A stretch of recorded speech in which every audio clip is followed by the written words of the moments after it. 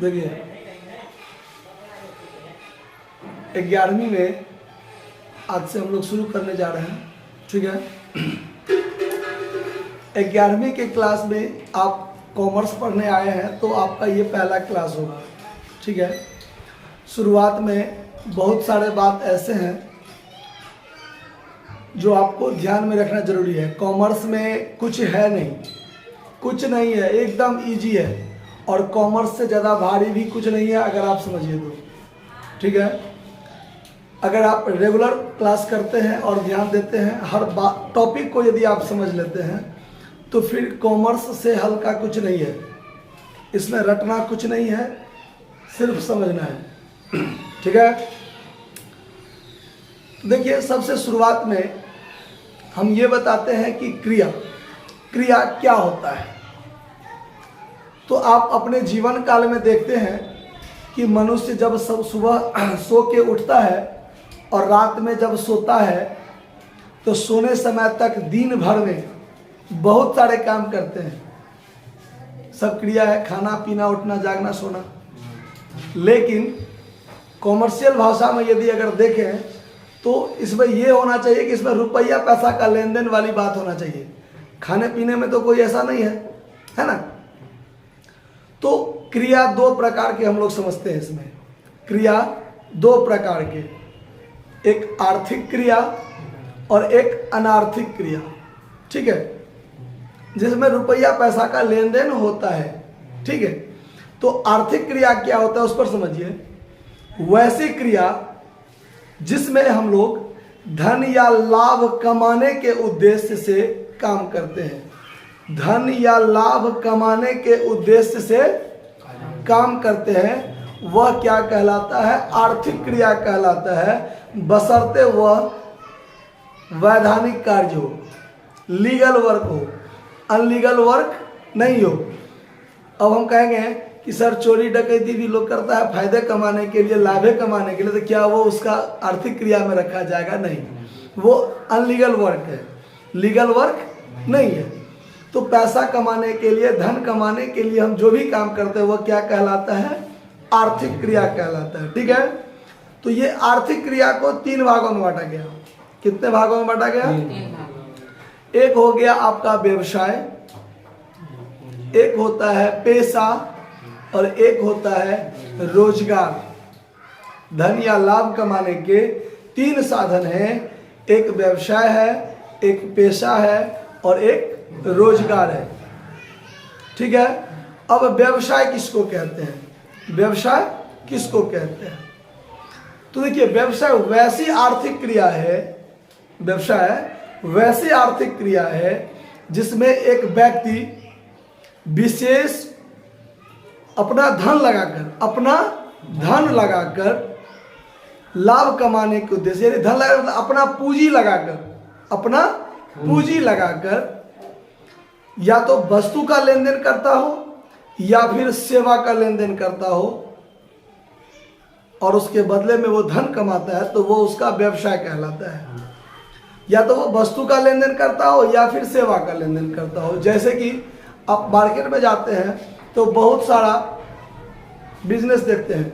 कोई होटल खोले हुआ है, समोसा नाश्ता का दुकान करता है, कोई कपड़ा दुकान है, कोई मोबाइल का दुकान है, कोई स्टेशनरी का दुकान है, बहुत सारा दुकान देखते हैं जो आपको वस्तु का लेन देन करता है। क्या करता है?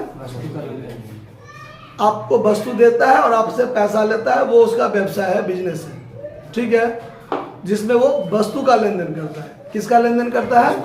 वस्तु का लेन देन करता है। और एक सेवा का भी लेन देन होता है बिजनेस में।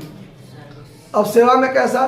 तो जैसे आप बस पे सवार होकर के यहाँ से दरभंगा मधुबनी पहुँचते हैं तो वो बस वाले के लिए वो बिजनेस ही है ना, जिसमें वो आपको कोई वस्तु तो नहीं देता है लेकिन आपको सेवा देता है, ठीक है।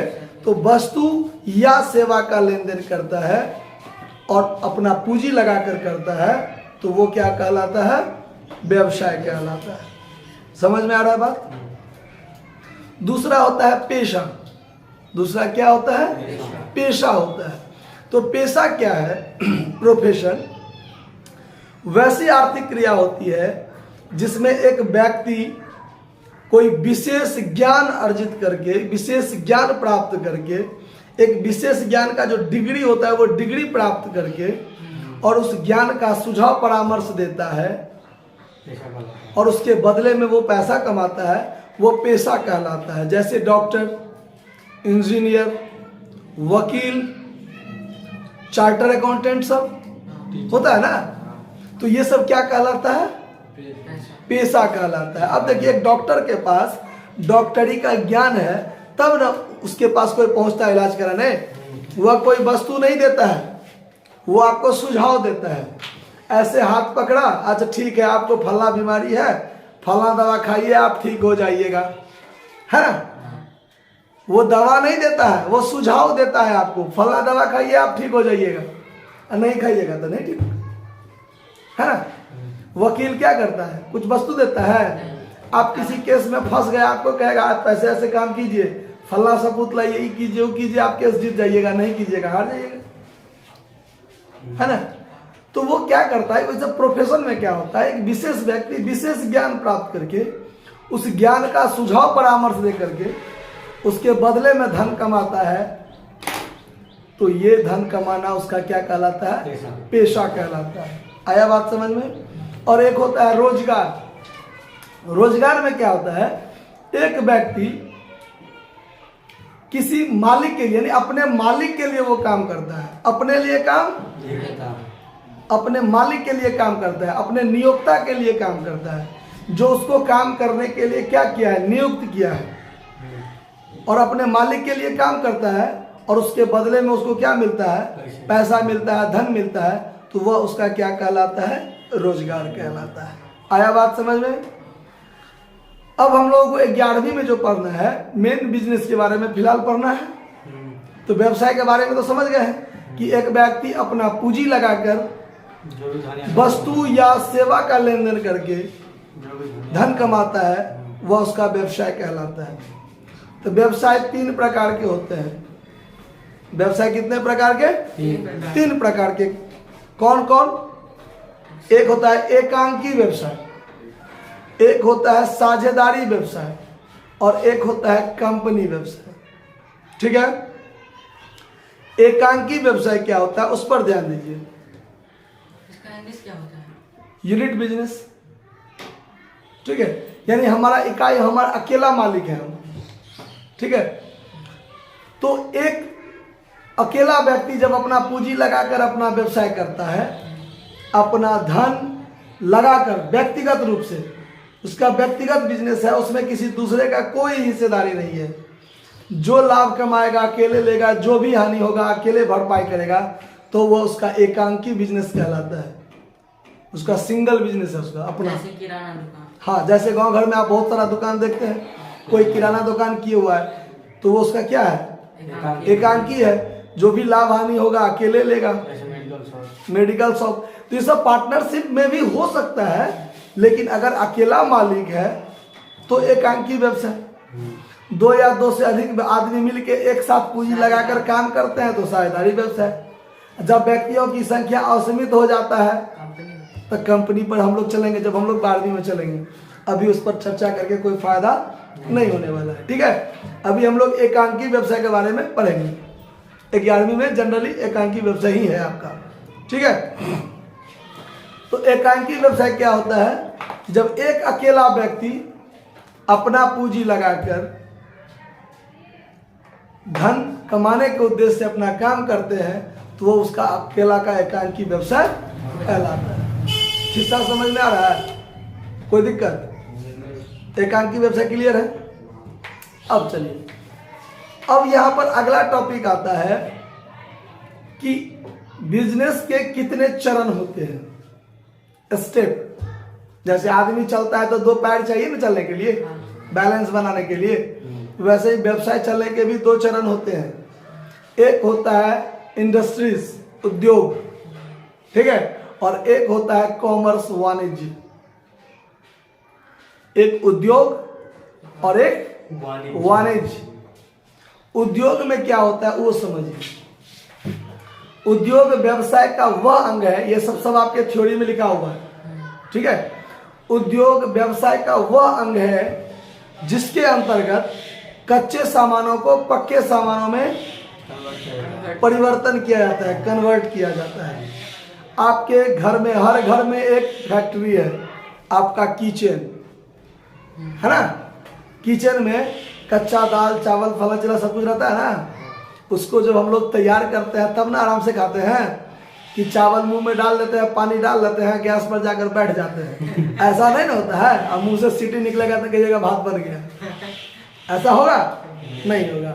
उसको कच्चे सामान है, चावल जो है ऐसे वो कच्चे सामान है, उसको कुकर में डाल के पानी डाल के गैस पर चढ़ाते हैं, सीटी मारते हैं तो कहते हैं भात बनकर क्या हो गया, तैयार हो गया। तो कच्चे सामानों को पक्के में परिवर्तन किया ना मैंने, ताकि उसको सही से हम लोग क्या कर सके, यूज कर सके। ये होता है फैक्ट्री का काम। हम लोग ये टी शर्ट पहने हुए हैं, ये टी शर्ट कहाँ बना? फैक्ट्री में बना ना। कैसे बना? तो सबसे पहले तो कपास होता है, कपास से रुई बनता है, रुई से धागा बनता है, धागा से कपड़ा बनता है, और कपड़ा को काट के एक निश्चित शेप दिया जाता है, तब हम लोग पहनते हैं। कहते टी शर्ट बहुत अच्छा है और इसको हम लोग पहनते हैं, है ना, सही इस्तेमाल करते हैं। तो ये किसी न किसी उद्योग में इसका निर्माण हुआ तब तो सही इस्तेमाल करते हैं, है कि नहीं? अच्छा, ये बेंच डेस्क पर आप बैठे हैं, ये बेंच डेस्क किस चीज से बना है? लकड़ी से ना। किसी पेड़ पर बैठा के पढ़ाएंगे तो पढ़िएगा? अच्छा लगेगा? पढ़ पाइएगा? नहीं। उसको एक बढ़ई के द्वारा उसको एक सही शेप दिया गया, जिस पर आप बैठ के पढ़ते तो कहते हैं बड़ा आनंद आ रहा है ना। ये कॉपी पर आप लोग लिखते हैं, ये कॉपी किस चीज का बनता है? घास भूसा से का बनता है, बांस का छाल सबसे बनता है। तो क्या बांस पर जाके लिखिएगा होगा? उसको फैक्ट्री में उसको एक सही आकार प्रकार दिया गया है, तब हम लोग उसका क्या करते हैं, सही यूज करते हैं। ये फैक्ट्री का एक काम है कि कच्चे सामान को क्या कीजिए, पक्के सामानों में परिवर्तन कीजिए, ताकि एक उपभोक्ता उसका क्या कर सके, सही इस्तेमाल कर सके। आया बात समझ में? कोई दिक्कत हो रहा है हिस्सा समझने में? चलिए आगे बढ़ते हैं। अब आते हैं कॉमर्स क्या है। कॉमर्स, जब कच्चे सामानों का पक्के सामानों में परिवर्तन हो गया फैक्ट्री में, इंडस्ट्री में, तो फिर वो वस्तु वहां से आम जनता तक कैसे पहुंचेगा? जैसे मान लीजिए इसका निर्माण कहीं दिल्ली बम्बई कलकत्ता में हुआ होगा, मान के चलते हैं, तो ये टी शर्ट खरीदने क्या हम लोग दिल्ली जाएंगे? नहीं सर। एक टी शर्ट खरीदने दिल्ली नहीं जाएंगे, हम अपने नजदीकी बाजार में नहीं खरीदेंगे। हाँ सर। तो ये फैक्ट्री जहां पर इसका निर्माण हुआ, वहां से लेकर के एक उपभोक्ता के हाथ तक आने में जितना भी समस्या हुआ होगा, उस सभी समस्याओं का समाधान करने का काम कॉमर्स का होता है।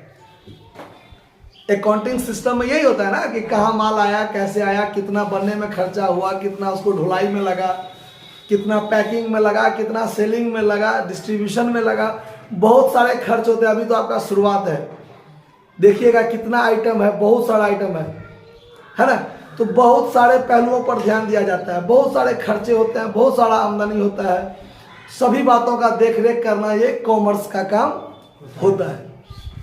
तो इसको हम लोग संक्षेप में कहेंगे कि वस्तु के निर्माता से लेके उपभोक्ता तक पहुंचने में जो भी कठिनाई या समस्याएं होती है, उस कठिनाई या समस्या को समाधान करना ही कॉमर्स का काम है, या कॉमर्स कहलाता है। नॉर्मल में हम लोग ऐसे कहेंगे, ठीक है।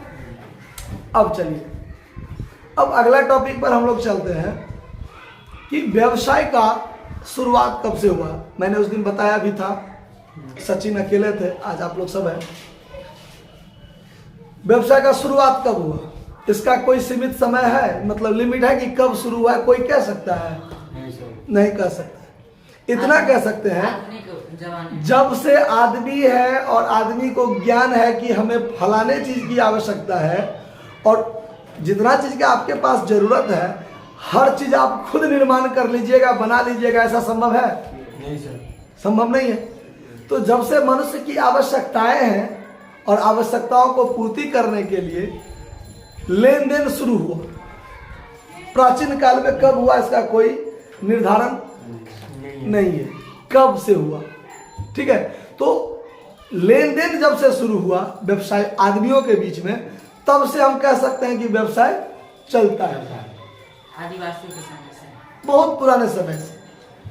अब देखिए, अब उसका हम बताते हैं कि सबसे पहला जो व्यवसाय का प्रणाली आया, सिस्टम आया, वो सिस्टम था आपका वस्तु विनिमय प्रणाली। कौन सा प्रणाली? वस्तु विनिमय प्रणाली। एक वस्तु का बदले वस्तु विनिमय प्रणाली। एक वस्तु दीजिए, दूसरा वस्तु लीजिए। वो प्रणाली कैसा था? प्राचीन काल से चलता रहा है, बहुत समय से चलता रहा है, अभी भी ये चल रहा है, बहुत कम मात्रा में लेकिन चल रहा है। पहले देखिए होइएगा, चलता था गांव घर सब में, मार्केट में तो ऐसा चीज नहीं होता होगा, गांव घर में चलता था कि आइसक्रीम वाला जब आता था ना, तो थोड़ा चावल या गेहूं लीजिए, जाइए आइसक्रीम वाले को दीजिए, वो आइसक्रीम वाला आपको एक आइसक्रीम दे देता था। रुपया तो नहीं देते थे ना, नहीं सर। वस्तु देते थे, वस्तु लेते थे। गांव घर में अभी भी चलता है। आप कोई किराना दुकान जाता है ना, तो घर से कुछ चावल या दाल या गेहूं ले लिया, कुछ आटा धान सब, चला जाता है, तौलवा देता है, कितना पैसा हुआ? तब 20 रुपया। तो ठीक है, 5 रुपया का ही दे दीजिए, 15 रुपया का ही दे दीजिए। वो रुपया लेके नहीं गया, धान लेकर गया, धान दिया, धान के बदले में सामान लिया, आ गया। ये क्या है? वस्तु विनिमय प्रणाली। आया बात समझ में? फिर जब धीरे धीरे समय बीतता गया, तो फिर कैश का आविष्कार हुआ, रुपया का आविष्कार हुआ होगा, ठीक है। तो जब कैश का आविष्कार हो गया, तब ये वस्तु विनिमय प्रणाली धीरे धीरे क्या हुआ? कम होना शुरू हुआ। तब आदमी रुपया लेके जाता है, दुकान में रुपया देता है, सामान लेता है, बात खत्म। ये कैश सिस्टम हो गया। कैश दीजिए, सामान लीजिए, कैश सिस्टम, कोई दिक्कत? अब कैश सिस्टम के बाद धीरे धीरे क्या आया? तो फिर आया आपको उधार खरीद बिक्री की प्रणाली। कौन चीज? उधार खरीद बिक्री की प्रणाली। ये क्या हुआ? जैसे अभी सब देखते हैं ना, गाँव घर में चलता है ना कि मेरे पास पैसा नहीं है लेकिन सामान की जरूरत है, तो दुकान जाते हैं, सामान ले लेते हैं और आ जाते हैं, अरे भाई लिख दो, मेरे नाम पे लिख दो, दे देंगे। तो ये क्या है?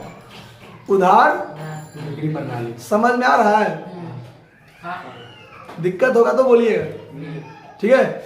ऐसा नहीं कि वीडियो बन रहा है तब सर को बीच में डिस्टर्ब कैसे करेंगे, कोई दिक्कत नहीं, ठीक है। चलिए, आपके दिमाग में प्रश्न उपजना चाहिए। अगर आपके दिमाग में प्रश्न नहीं उपजता है तो फिर समझिए कि आप में बहुत कमी है, ठीक है। जहाँ दिक्कत हो पूछा कीजिए। अभी डॉट नहीं आया है। हाँ, डॉट नहीं, हमारा यह प्रयास रहता है कि हम आपको डॉट होने ही ना दें, लेकिन फिर भी यदि हो तो पूछा कीजिए, ठीक है।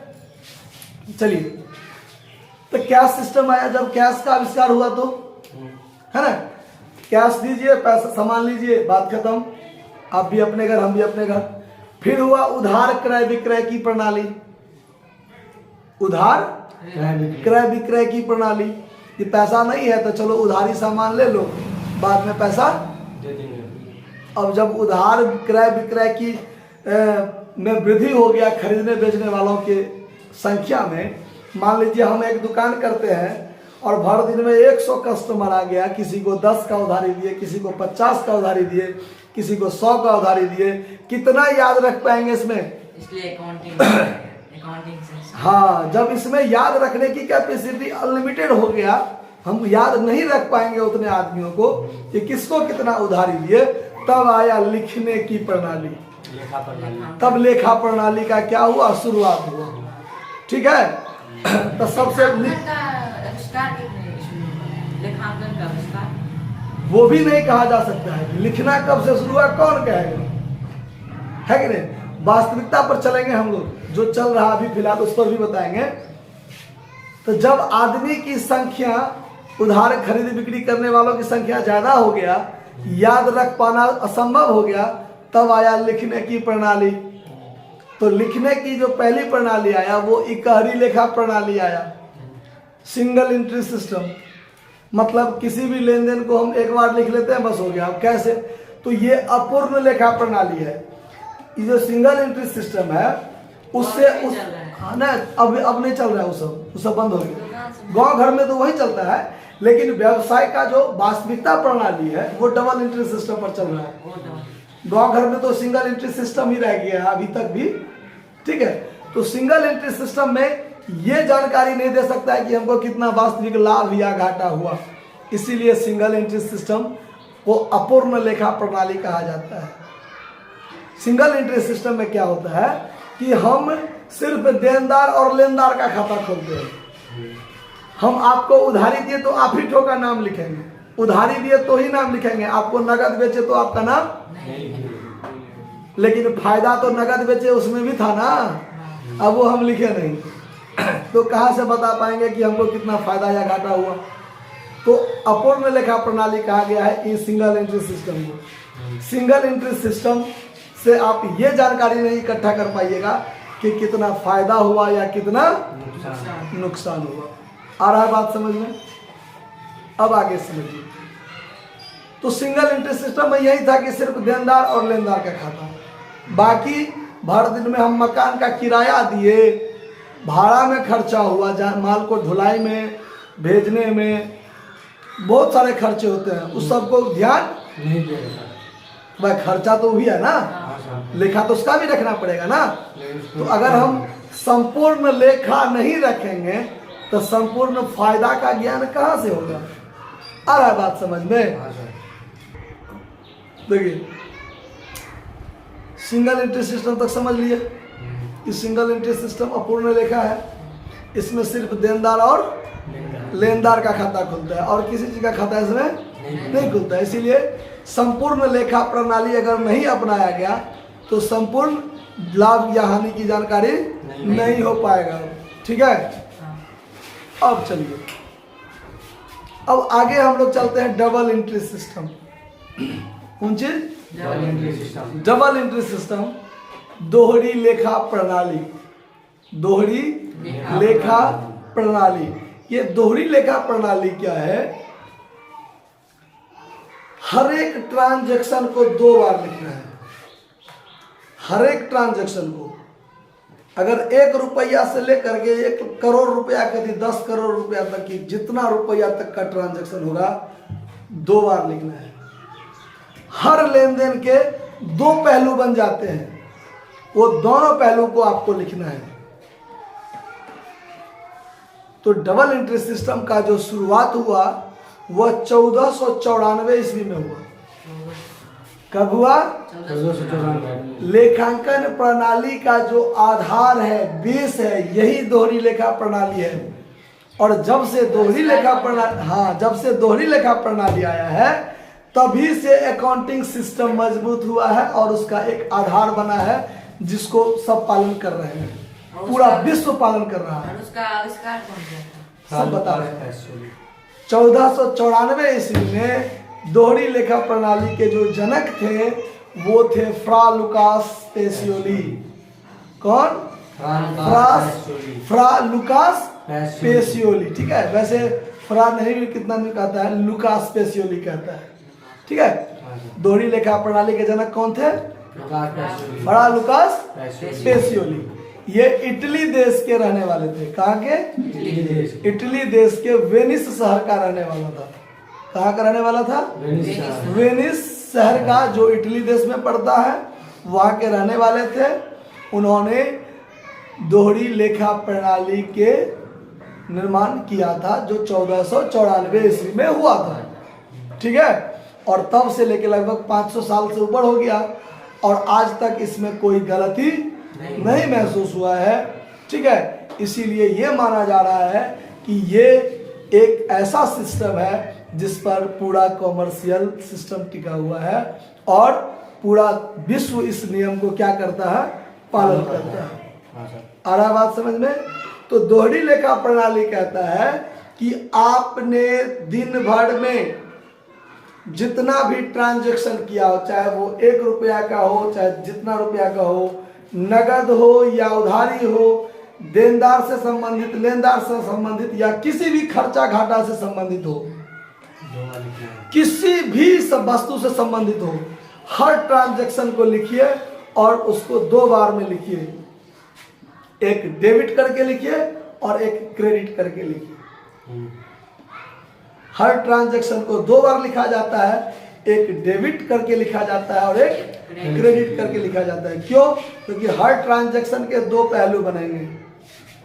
जैसे आपने हमको 500 रुपया दिया तो मेरे पास 500 आया तो वो 500 रुपया हो गया, और आप देने वाले हैं ना तो 500 रुपया भी लिखेंगे और आपने दिया तो आपका नाम भी लिखेंगे। तो 2 लेन देन हो गया ना। कैश आया तो कैश का भी लिखेंगे और जो दे दिया उसका भी नाम लिखेंगे। वहाँ से लॉस हो गया, यहाँ प्रॉफिट। नहीं, वो हमको दिया है, वो हमको दिया है। तो आज वो हमको क्यों दिया है? हो सकता है या तो आज से पहले हमसे उधारी लिया होगा तब आज दिया है, या आज हमको दे रहा है पहली बार, कल के डेट में ये हमसे लेगा। ऐसा होगा ना। अगर मान लीजिए अगर आपका नाम हम कब नहीं लिखेंगे, बात बता। अगर मान लीजिए आपको हम नगद माल बेच दिए, मैंने आपको नगद माल बेच दिया, तो वस्तु चला गया, आपने हमको रुपया दे दिया, आपका नाम हम नहीं लिखेंगे। तो हम क्या लिखेंगे? हम लिखेंगे रुपया आया, अब वस्तु गया। तो जो वस्तु गया उसका भी नाम लिखेंगे, तब ना हम ये बात बता सकते हैं कि हमारे पास वो वस्तु है कि नहीं है, हमारे स्टॉक में वो वस्तु है कि नहीं है। अगर हम लिखेंगे चला गया, तब ना हमको पता चलेगा कि चला गया। अगर हम नहीं लिखेंगे तो क्या होगा? बाद में खोजना पड़ेगा ये वस्तु है कहाँ। अकाउंटिंग सिस्टम को फॉलो करेंगे तो तुरंत देखकर बता देंगे कि ये वस्तु खत्म हो गया मेरे पास। आ रहा बात समझ में? देखिए सारा खिस्सा है, अगर खिस्सा पकड़ लिए तो रटने की कोई आवश्यकता नहीं पड़ेगी। क्या समझ में आ रहा है ना? चलिए अब आगे चलते हैं। तो इसीलिए ये दोहरी लेखा प्रणाली में कहा गया है कि आप जितना भी लेन देन करते हैं ना, उस 2 पक्षकार तो बनेगा उसमें, वो दोनों पक्षकार को पहले पहचानिए और फिर उसको लिखिए। कौन डेबिट होगा और कौन क्रेडिट होगा, इसके लिए भी नियम बनाया गया। इसके लिए भी नियम बनाया गया। वो नियम बना है आपको पहचान, खाता के पहचान के आधार पर। तो पहले तो खाता को पहचानना होगा। पहले क्या करना होगा? खाता को पहचानना होगा। पक्षकार, जो भी पक्षकार हुए ना लेन देन के बीच में, वो पक्षकार किस खाता से संबंधित है, इसके लिए पहले खाता को पहचानना होगा। ठीक है, तो चलिए अब चलते हैं, खाता को पहचान करवाते हैं, वो समझिए। एक होता है पर्सनल अकाउंट, एक होता है इम्पर्सनल अकाउंट। खाता को 2 भागों में बांटा। सबसे पहले खाता को 2 भागों में बांटा, एक पर्सनल अकाउंट और एक इम्पर्सनल अकाउंट। व्यक्तिगत खाता, अव्यक्तिगत खाता। व्यक्तिगत खाता में क्या कहा गया है? वैसे खाता जो व्यक्ति से डायरेक्ट संबंध रखता है, यानी बिना व्यक्ति का उसका कोई अस्तित्व नहीं है, वो व्यक्तिगत खाता। व्यक्तिगत खाता अब कहेंगे किसको, वो ध्यान दीजिए। किसी व्यक्ति, संस्था, फर्म, कंपनी इत्यादि के नाम से संबंधित खाता व्यक्तिगत खाता। अब देखिए जैसे राम का खाता, मोहन का खाता, सोहन का खाता, तो ये व्यक्ति है ना। लेकिन कंपनी तो व्यक्ति नहीं है। बता रहे हैं, सब बता रहे हैं। अब कंपनी व्यक्ति नहीं है, लेकिन बिना व्यक्ति का कंपनी हो सकता है? हम क्या बोले? व्यक्तिगत खाता वैसा खाता जिसका संबंध व्यक्ति से डायरेक्ट होता है, बिना व्यक्ति का उसका कोई अस्तित्व नहीं है, वो व्यक्तिगत खाता होता है। अब कहिएगा कैसे? बता रहे हैं। मान लीजिए ये हमारा कोचिंग सेंटर है, बिना मेरे ये कोचिंग सेंटर है किसी काम का? मध्य विद्यालय का खाता है आपके, किसी बैंक में मध्य विद्यालय का खाता है, तो मध्य विद्यालय बिना व्यक्ति का हो सकता है? नहीं। उसमें कोई ना कोई तो होगा ना सदस्य। बैंक, स्टेट बैंक का भी अपना खाता होता है, तो क्या बिना व्यक्ति का वो स्टेट बैंक चल सकता है? एयरटेल कंपनी है, बिना व्यक्ति का कंपनी चल सकता है? तो इसीलिए वो क्या है? व्यक्तिगत खाता। यानी वैसे खाता जिसका संबंध व्यक्ति से डायरेक्ट होता है, व्यक्तिगत खाता। आ रहा है बात समझ में? फिर है अव्यक्तिगत खाता। फिर क्या है? अव्यक्तिगत खाता। तो अव्यक्तिगत खाता जिसका संबंध व्यक्ति से डायरेक्ट नहीं है, जो बिना व्यक्ति का भी जिसका अपना अस्तित्व है, अव्यक्तिगत खाता। अब अव्यक्तिगत खाता में क्या है? 2 खाते आ जाते हैं और व्यक्तिगत खाते में 2 खाते आ जाते हैं। समझ में आ रहा है? हाँ सर। अरे दिमाग से जब निकलने लगे तो बोल दीजिए, बंद कर देंगे, नहीं। नहीं तो कथा चलते रह जाएगा 2 दिन 3 दिन तक। हाँ होने दीजिए। समझे? किस्सा समझ में आ रहा है ना? हाँ हाँ सर। चलिए, क्योंकि ये सब जो है वो है अकील में ढुकाने वाला बात है। अगर इसमें नहीं आएगा तो फिर कॉपी में रख के कोई फायदा नहीं। ठीक है? ढुक गया हम लोग। हाँ, जा रहा है ना? चलिए, वही तो बोले खिस्सा की तरह ऐसे समझा देंगे कि मजा आ जाएगा। रेगुलर खाली पढ़िए मन से। चलिए, इम्पर्सनल अकाउंट में 2 खाते आ जाते हैं, एक रियल अकाउंट और एक नॉमिनल अकाउंट। नाम मात्र खाता। नाम मात्र खाता नॉमिनल अकाउंट, और रियल अकाउंट वास्तविक खाता। तो वास्तविक खाता क्या होगा वो समझिए। किसी भी वस्तु, धन, संपत्ति, नगद से संबंधित खाता। दुनिया में आप जितना भी वस्तु देखते हैं, टेबल, कुर्सी, bench, desk, motor car, truck, cycle, हवाई जहाज, मोबाइल, किताब, कॉपी, कपड़ा, फला चिना, जितना देखते हैं आप वस्तु, सब वास्तविक खाता। सब क्या हो जाएगा? वास्तविक खाता। वास्तविक खाता। समझ में आ रहा बात? पहचानने में दिक्कत नहीं ना होगा? नहीं सर। नहीं real account. Motor car, furniture, building, truck, जितना भी आप देखते हैं सब क्या है? Real account. रियल अकाउंट है। आया बात समझ में? चलिए, अब आते हैं नॉमिनल अकाउंट, नाम मात्र खाता। नाम ही बता रहा है कि नाम मात्र, जिसका नाम मात्र ठो है और कुछ नहीं है। ही नहीं। जैसे खर्चा, घाटा, लाभ, आमदनी के नाम से संबंधित खाता। खर्चा, घाटा, लाभ, आमदनी के नाम से संबंधित खाता क्या होगा? नाम मात्र खाता। नाम मात्र खाता। अब देखिए, अब हम किसी को मजदूरी दिए, मान लीजिए दिन भर मेरे यहाँ मजदूर काम किया, उसको हम क्या दिए? मजदूरी दिए। मजदूरी कैसा होता है देखने में? कितना बड़का बड़का मजदूरी होता है, वो तो कैश होता है। कैश तो रियल अकाउंट है, वास्तविक खाता है। लेकिन कहते हैं ना भाई हम आपको मजदूरी दे रहे हैं। नामे मात्र ठो है ना, हाँ सर। तो ये नाम मात्र खाता में आएगा। सैलरी, नाम मात्र। आपके पिताजी कहीं जॉब कर रहे हैं, मान लीजिए उसको 15,000 महीना सैलरी मिल रहा है, तो वो 15,000 रुपया लेके आते हैं ना, वो तो कैश है, वो तो रियल अकाउंट है। तो सैलरी क्या है? कहने के लिए कहते हैं ना कि सैलरी मिला है, तो वो क्या है? नाम मात्र खाता। नाम मात्र खाता है। आ रहा है बात समझ में? आप 10,000 किसी से कर्जा लिए, उसको 1,000 ब्याज का दिए, क्या कहते हैं? भाई साहब अपना ब्याज ले लीजिए, हम आपको ब्याज दे दिए। देते हैं क्या? लेकिन देते तो कैश हैं, वो तो रियल अकाउंट है, लेकिन क्या कहते हैं? ब्याज दे दिया। नाम मात्र। तो ये ब्याज नाम मात्र खाता। रास्ते में जा रहे थे, आपका पर्स गिर गया, कहते हैं बाप रे भाई तो बर्बाद हो गए, सब पाई घाटा हो गए, सीधा लॉस हो गए, हर पर्से हरा गए, कहते हैं ना। मतलब ये पैसा आपका खो गया, आपके लिए लॉस है, ये नाम मात्र खाता है। आ रहा बात समझ में? कोई दिक्कत? तो पर आप हमको ट्यूशन फीस दीजिएगा, आपके लिए खर्चा है, मेरे लिए, तो ये क्या है?